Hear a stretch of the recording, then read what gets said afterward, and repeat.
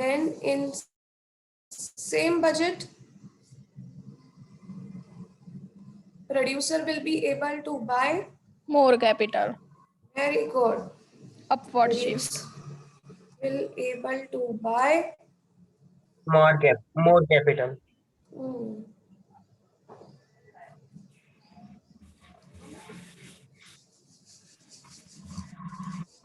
More capital by कर पाएगा क्योंकि प्राइस ऑफ कैपिटल कम हो गई है. चलिए इनिशियल आइसो कॉस्ट लाइन जो है वो है AB. Y axis shows labor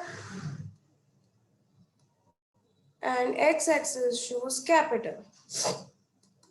चलिए अब क्या हुआ है, price of capital has decreased. अरे व्हाट आई डिड, मैंने उल्टा लिख दिया, सॉरी.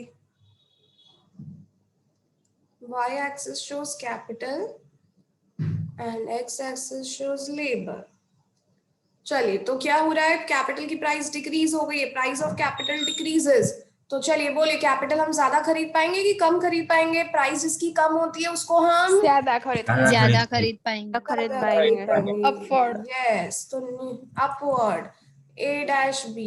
तो A डैश यानी movement is upward.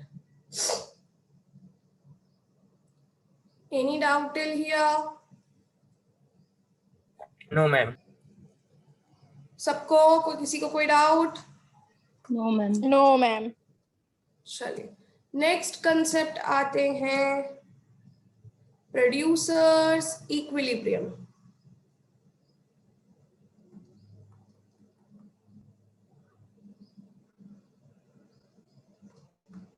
Next concept is producers equilibrium. Producers equilibrium is a situation when a producer attains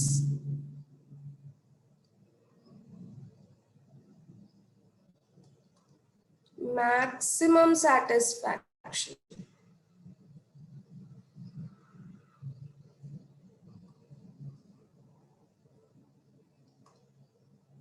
yes, producers equilibrium वो situation होती है जब एक प्रोड्यूसर क्या अटेन करता है. इक्विलिब्रियम जब भी बात करें यानी प्रोड्यूसर अटेन्स, कोई भी हो, अटेन्स मैक्सिमम सेटिस्फैक्शन. तो एक प्रोड्यूसर को मैक्सिमम सेटिस्फैक्शन कब मिलता है? A producer gets maximum satisfaction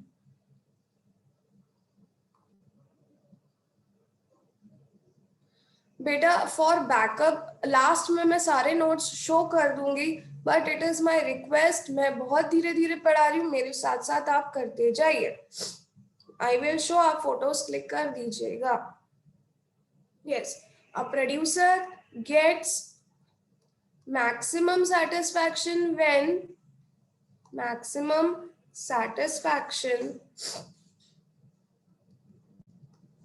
when he earns maximum profit.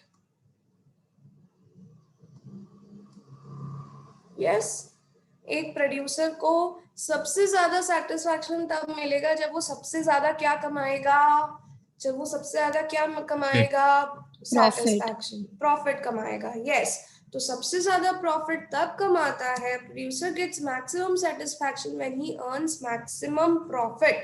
And the point of producers equilibrium is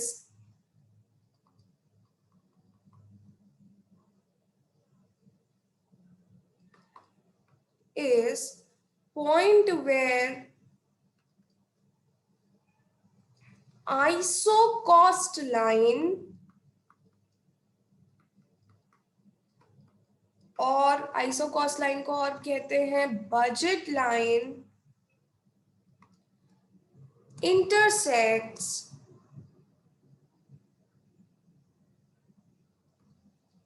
isoquant curve.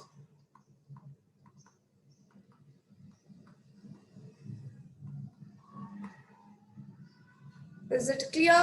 तो एक प्रोड्यूसर को मैक्सिमम सेटिस्फैक्शन तब होता है जब वो मैक्सिमम प्रॉफिट अटेन करता है। मैक्सिमम प्रॉफिट तब अटेन करेगा जब आइसो कॉस्ट लाइन यानी बजट लाइन किसको इंटरसेक्ट करेगी, आइसो क्वांट कर्व को इंटरसेक्ट करेगी। तो देख लेते हैं, this is our y axis and x axis. Y axis shows capital, x axis shows labor. चलिए, तो this is our isoquant. Isoquant is dash to the origin. Isoquant का shape क्या है? Convex to the origin. Convex to the origin. Convex Yes. to origin.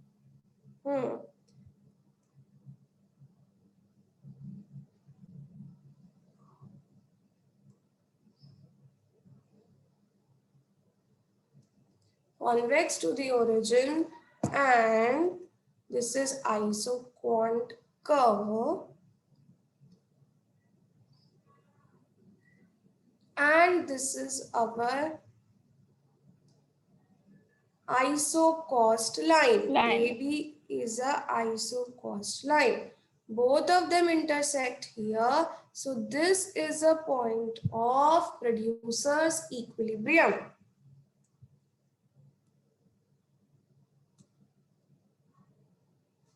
It is a point, E is a point where the combinations, the factors which a producer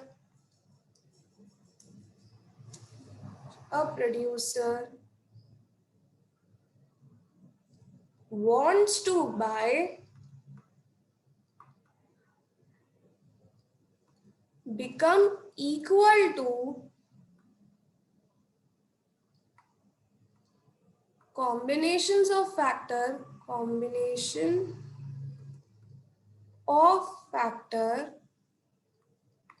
which he can buy in his limited budget.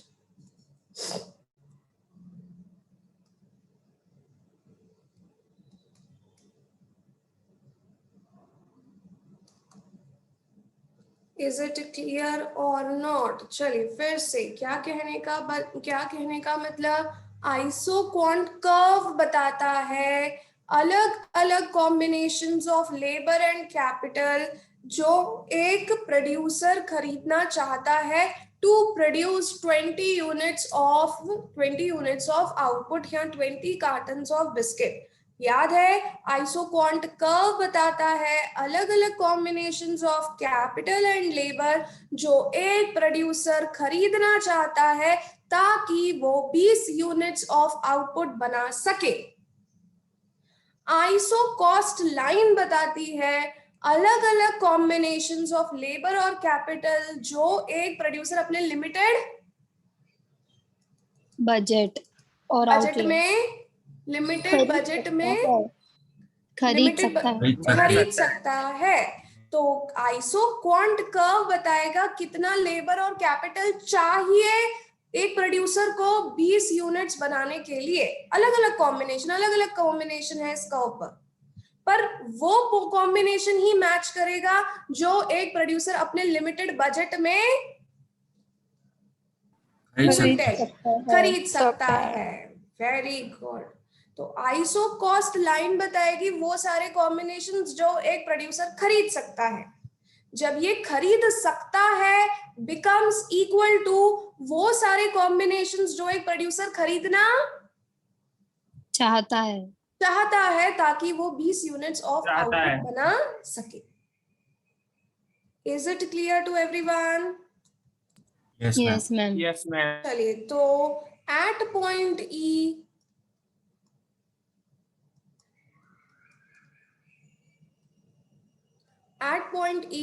isocost line becomes tangent to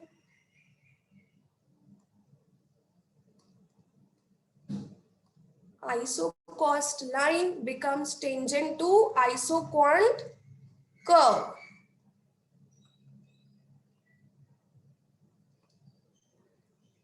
yes, touch करना, intersect करना, यानी क्या हुआ? Tangent होना। तो ई point पे isocost line जो है वो टच करती है आइसोक्वांट कर्व को, इंटरसेक्ट करती है, या फिर टेंजेंट है आइसोक्वांट कर्व के। So at point E, so at E या फिर at producer's equilibrium,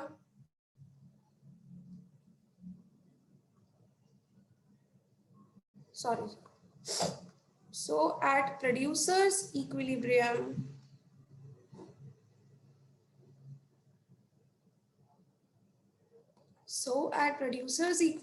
slope of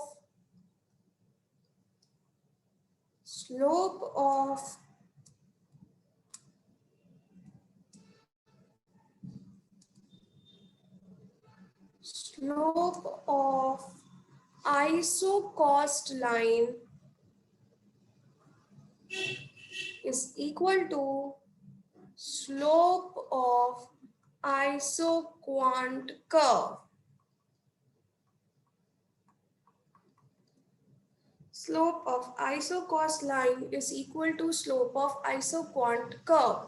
तो isocost line slope क्या होता है? Turn the page in your copies and tell me.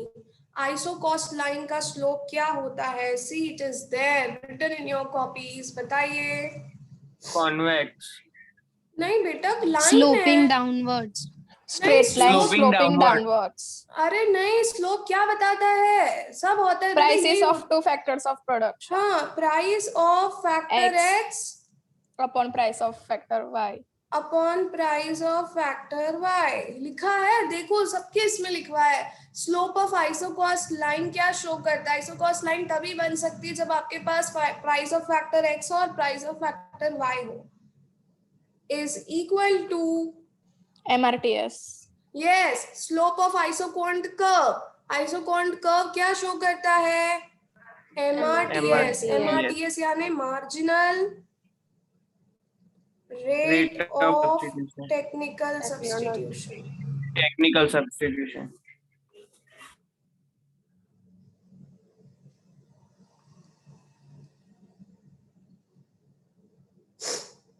Slope of isocost line is equal to slope of isoquant curve. तो isocost line का slope show होता है price of factor x upon price of factor y, और isoquant curve होता है MRTS यानी marginal rate of technical substitution. तो जब प्रोड्यूसर इक्विलिब्रियम होगा तो price of factor x upon price of factor y, px upon py will be same as MRTS. MRTS is del y upon del x. Yes, यही था MRTS का formula, del y upon del x.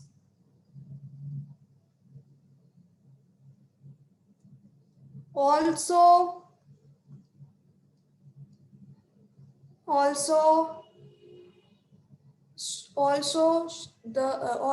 isoquant curve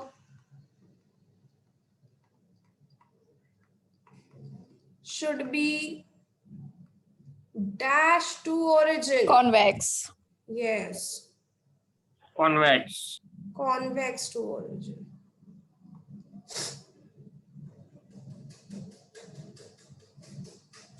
So these are the two conditions.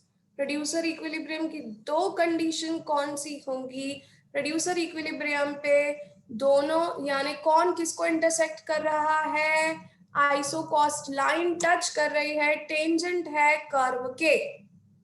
Touch कर रही है यानी isocost line, पूरी isocost line show करती है price of factor x upon price of factor y, और आइसोक्वांट कर्व शो करता है MRTS. दोनों बराबर हो जाएंगे. px upon py is equal to del y upon del x. और आइसोक्वांट कर्व जो होना चाहिए वो हमेशा कैसे शेप का होना चाहिए? Convex to origin. Convex to Convex.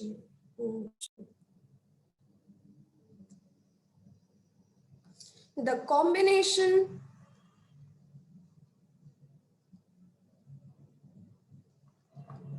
of factors of production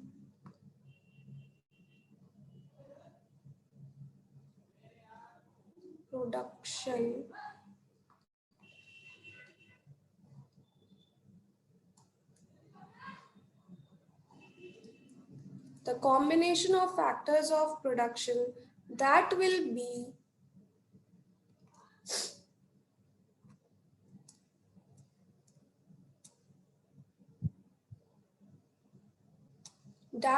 be obtained at equilibrium point will be least cost combination.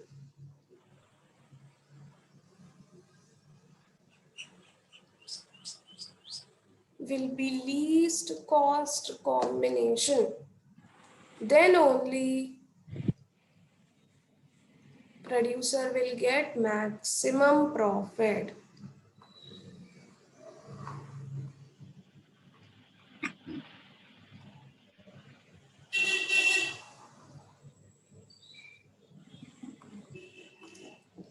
Yes, the combination of factors of production that will be obtained at equilibrium point. यानी equilibrium point पे जहाँ पे दोनों intersect हुए हैं, तो जो combination आया है capital और labor का C&L, तो OC amount of capital and OL amount of labor, तो ये जो combination आया है, ये combination is a least cost combination, यानी इसमें सबसे कम खर्चा लग रहा है कैपिटल खरीदने में और लेबर खरीदने में। तभी तो इक्विलिब्रियम वो पॉइंट होता है जब प्रोड्यूसर गेट्स मैक्सिमम सेटिस्फैक्शन। हाँ, एंड मैक्सिमम सेटिस्फैक्शन तभी मिलेगा जब मैक्सिमम प्रॉफिट होगा। क्लियर है? तो मैक्सिमम प्रॉफिट होगा तो इक्विलिब्रियम पे जो कॉम्बिनेशन आएगा OC amount of capital and OL amount of labour, तो ये जो कॉम्बिनेशन आया है this is called as what? Least cost combination. यानी इन्हें खरीदने में OC अमाउंट ऑफ कैपिटल और OL लेबर खरीदने में सबसे कम खर्चा लग रहा है किसको? प्रोड्यूसर को। जब भी तो अगर वो कम खर्चे में चीजें खरीदेगा तो उसको प्रॉफिट ज्यादा होगा। बाकी बच्चों को समझ में आया? जो इक्विलिब्रियम पे कैपिटल और लेबर का कॉम्बिनेशन होता है वो सबसे लीस्ट कॉस्ट कॉम्बिनेशन होता है। इज इट क्लियर और नॉट? लीस्ट कॉस्ट कॉम्बिनेशन मतलब OC कैपिटल और OL लेबर में उसको सबसे कम खर्चे में वो खरीद सकता है। क्लियर? Yes ma'am. ओके, चलिए एक बार रिवाइज करते हैं, फिर नेक्स्ट टॉपिक पढ़ेंगे। चलिए बताइए, प्रोड्यूसर इक्विलिब्रियम मतलब प्रोड्यूसर को सबसे ज्यादा maximum profit. Yes, producer equilibrium की क्या कंडीशन होती है जब कौन एक दूसरे को इंटरसेक्ट कर रहे हैं? IC cost line and IC cost curve. Yes, ISO cost line and ISO cost curve both are intersecting each other. तो point E पे slope of ISO cost line becomes equal to MRTS. slope of ISO quant curve. Clear? दोनों का slope बराबर होता है, यानी PX upon बोलो PY is equal to delta Y upon delta X. Yes. चलिए, और दूसरी चीज isoquant curve should always be Convex to origin. Convex to convex to the origin. Origin. चलिए और एक लास्ट पॉइंट, जो पॉइंट ई पे कॉम्बिनेशन आएंगे लेबर और कैपिटल के, वो दोनों कॉम्बिनेशन क्या कहलाएंगे? Least cost combination. Why least cost combination? मतलब जितना कैपिटल और जितना लेबर खरीद पा रहे हैं पॉइंट ई पर, वो सबसे कम खर्चे में खरीद पा रहे हैं, सबसे कम कॉस्ट में खरीदेंगे, यानी लीस्ट कॉस्ट में खरीदेंगे, जब भी तो प्रोड्यूसर को Maximum Profit होगा। Maximum profit. Very good. चलिए, तो this was about what? It was about iso, this was about producers Equilibrium. Equilibrium. किसी भी बच्चे को कोई doubt?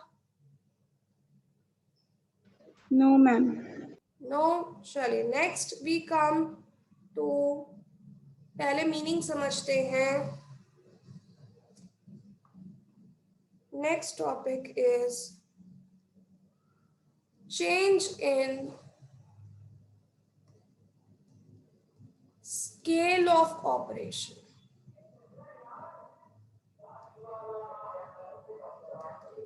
So change in scale of operation means what?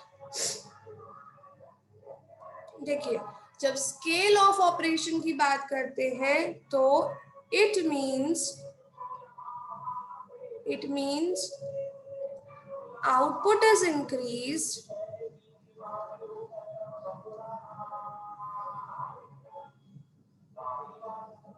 by increasing both the factors.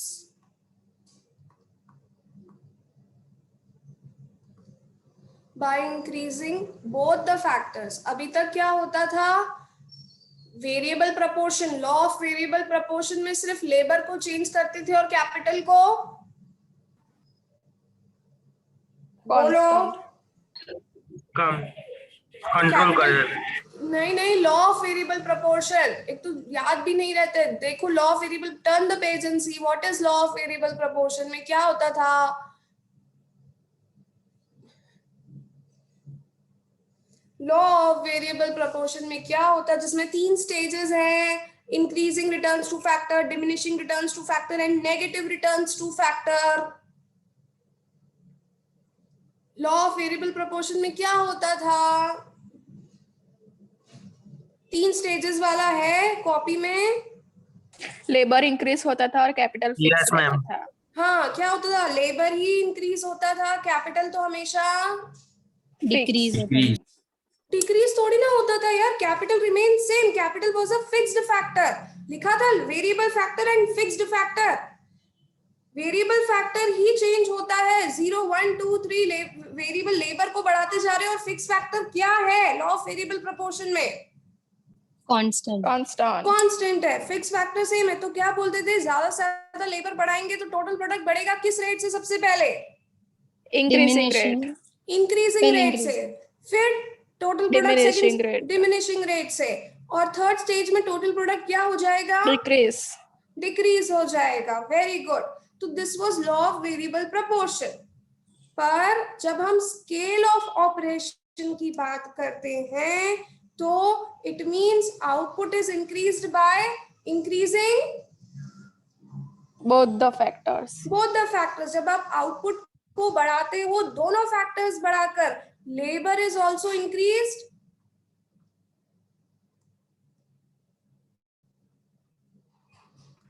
Capital capital is also increase. will also increase. Budget line में नहीं होगा ma'am. हाँ, labor is also increased and capital is also increased. So both factors are here. Both factors are dash factors. Fixed factors or variable factors? Variable factors. दोनों ही factors यहाँ पर variable factors हैं. Is it clear or not? Scale of operation बढ़ाना यानी दोनों factor को increase करना। दोनों फैक्टर्स को इंक्रीज करके क्या इंक्रीज करना? आउटपुट आउटपुट प्रोडक्शन बढ़ाना है दोनों फैक्टर्स को इंक्रीज करके, यानी लेबर भी बढ़ा दिया और कैपिटल भी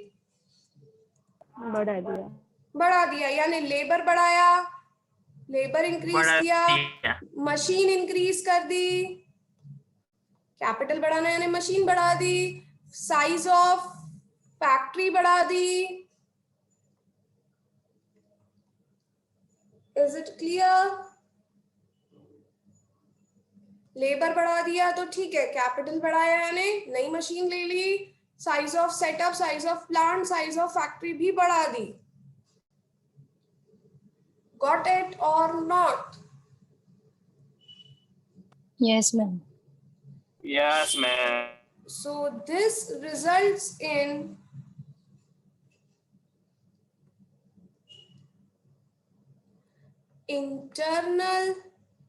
this results in economies and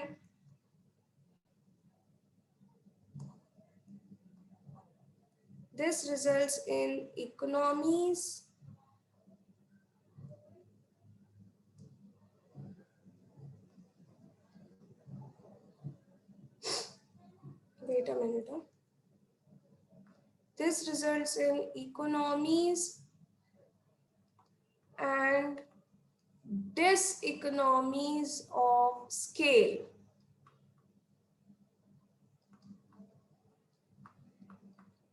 This results in economies and diseconomies of scale. क्या होता है economies and diseconomies of scale? तो economies of scale means due to increase in scale of production,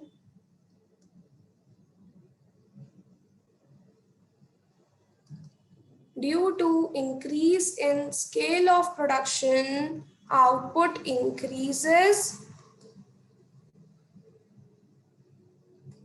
and average cost of production falls.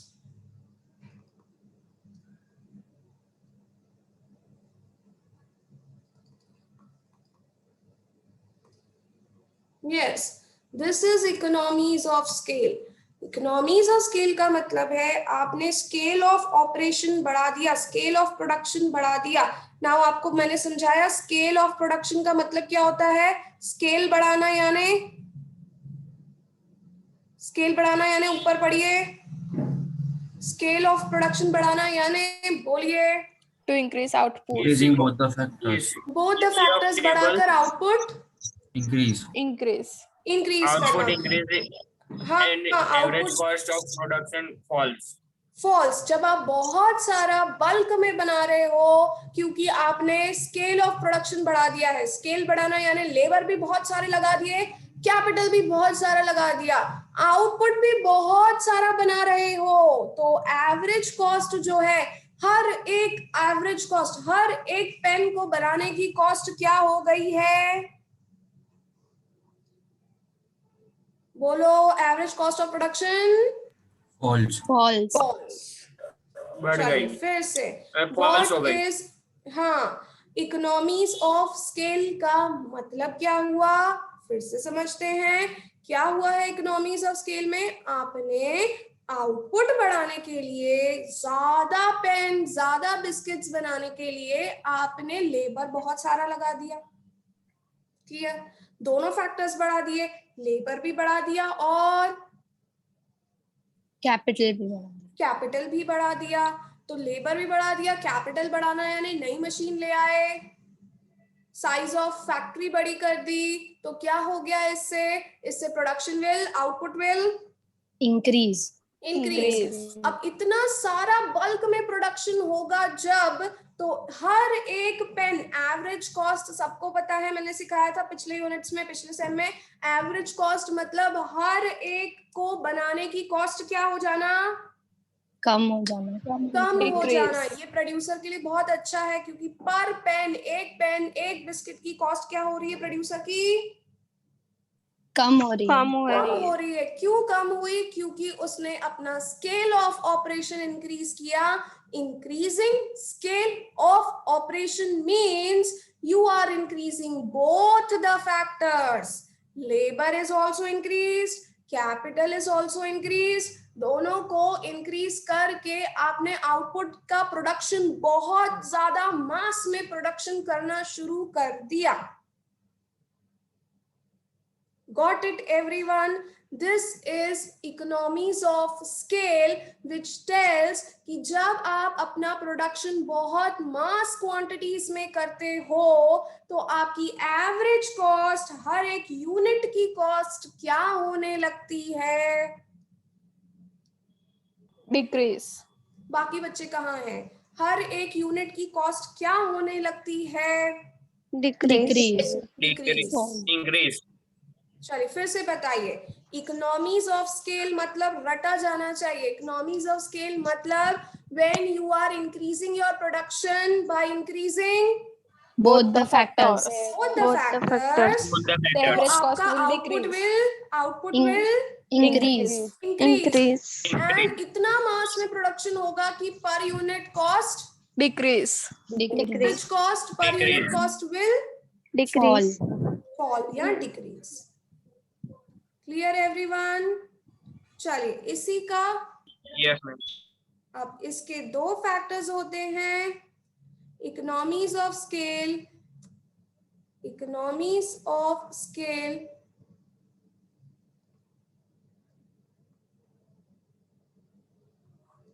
Internal factors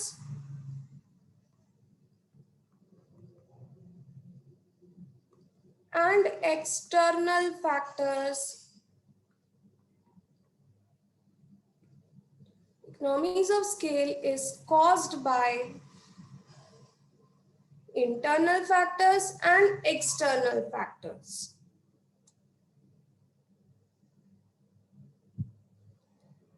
चलिए economies of scale दो factors से cause होती है, internal factors और external factors से। आ जाइए अपने पैम्पलेट में पेज नंबर 31।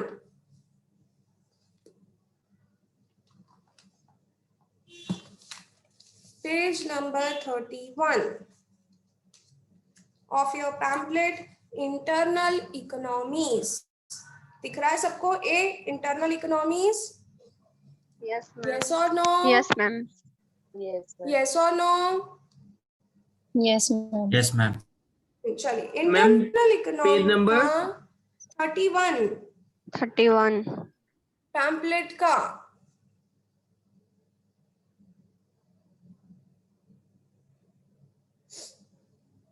चलिए, तो इसमें internal economies means fall in the cost of production, fall in the average cost due to expansion in the scale of operation. Following are different types of internal economies. Internal economies कितने तरह की होती हैं? सबसे पहले when a firm expands, labor economies. When a firm expands its scale of operation, it can apply division of labor. Underline division of labor. This will improve skill and efficiency of workers and will reduce Labor cost. labor cost. तो क्या होगा?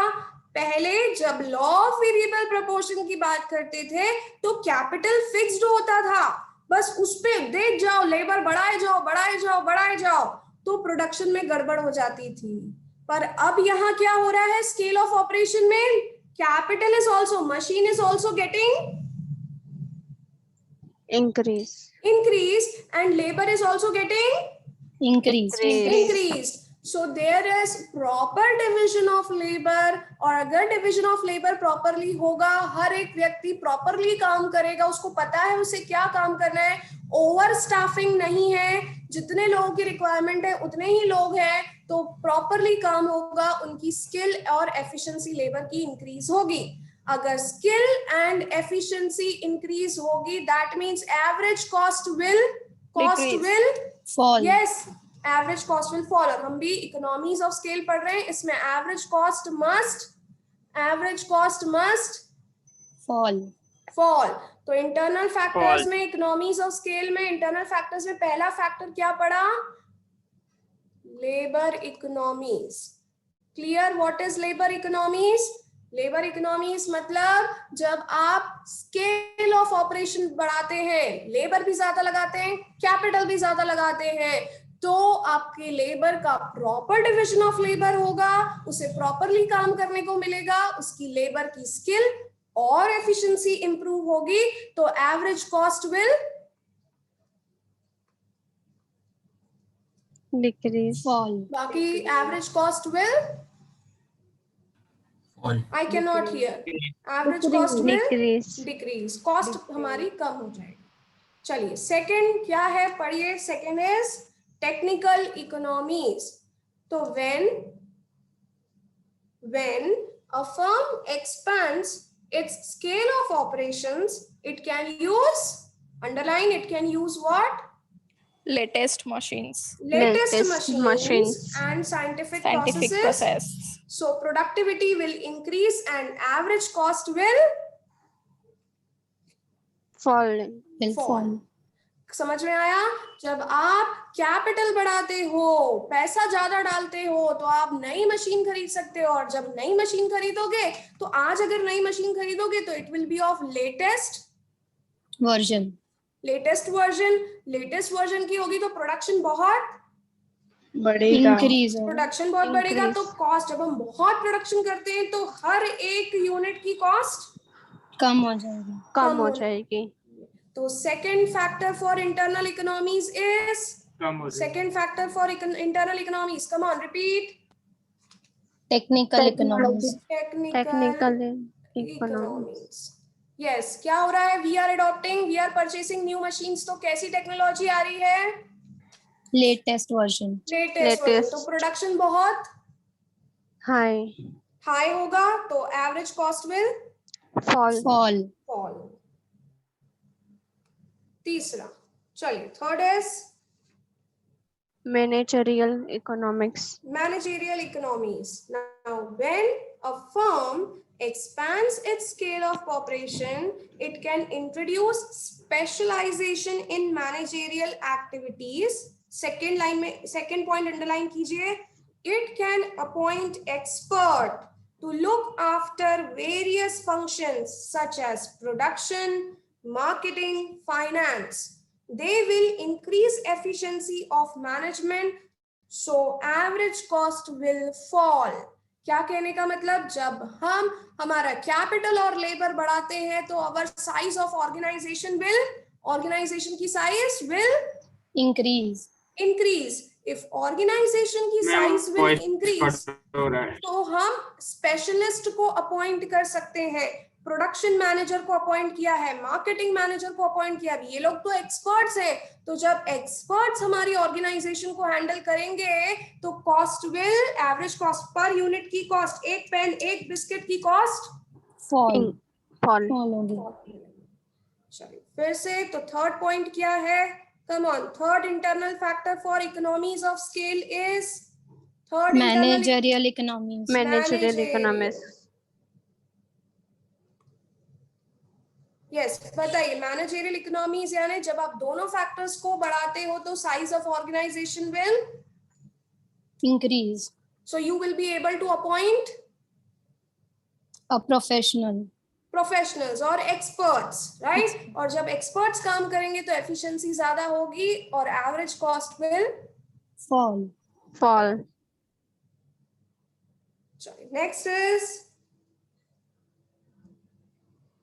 Marketing economics. marketing economies. Marketing economics. Yes, when a firm expands its scale of operation, it can obtain the benefits of bulk purchase. Underline bulk purchase.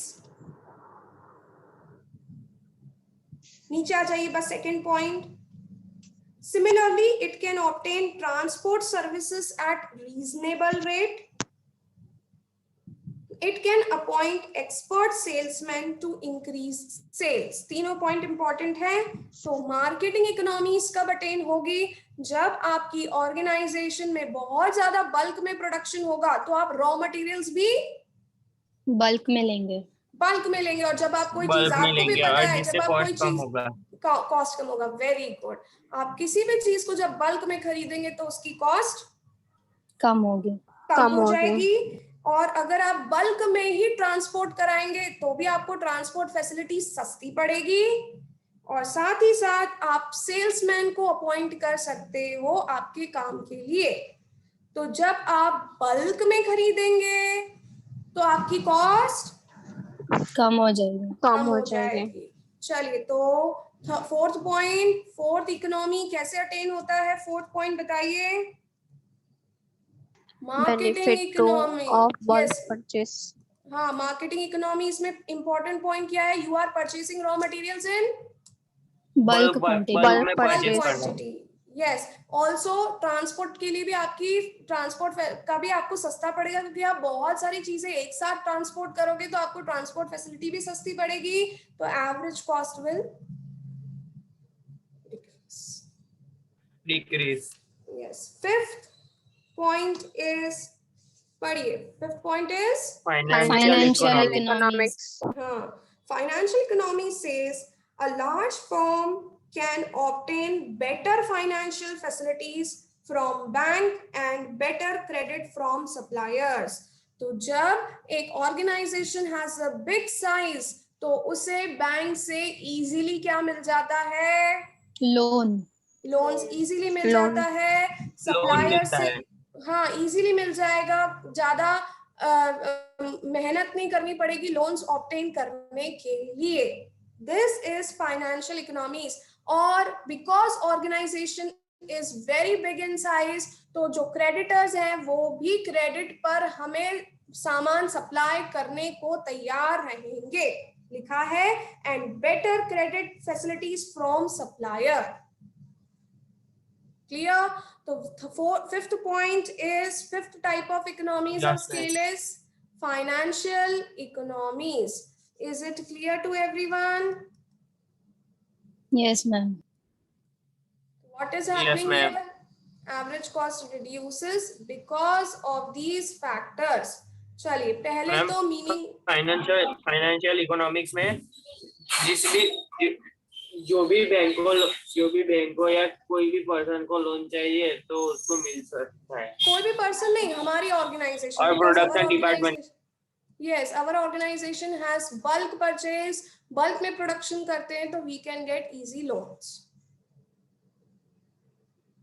Yes, तो meaning of economies of scale बहुत जरूरी है. Meaning of economies of scale क्या होता है?